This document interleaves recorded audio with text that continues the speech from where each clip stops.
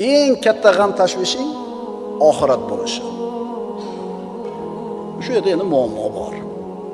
Yuribmiz ko'chada deydi. Nima deb?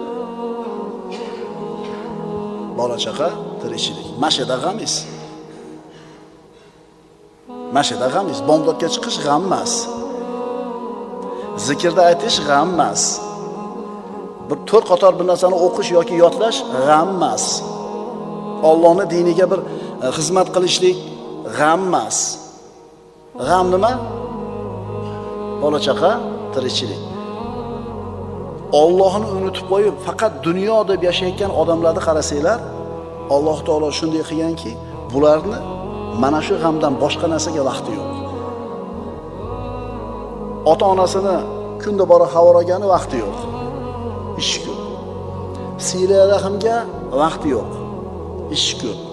Bir tabiat qo'yniga chiqib dam olib kelgani vaqti yo'q. Ish ko'p. Bola chaqasi bilan o'tirib ujin qilgani vaqti yo'q. Ish ko'p. Rossiyada yuradi, bir haftada bir marta telefon qilib qo'ygani vaqti yo'q. Nimasi ko'p? Ish ko'p. O'sha otangga bir hafta bir marta telefon qilib qo'ymasdan onangga ishing zo'r bo'lib ketyaptimi?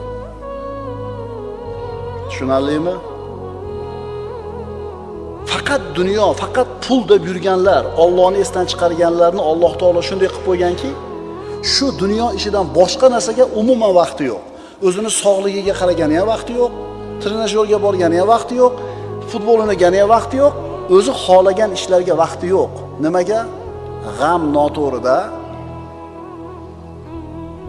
Tavfiqni 7-alomati eng katta g'am tashvishing, birinchi g'am tashvishing Alloh taoloning roziligi, oxirat bo'lishi kerak.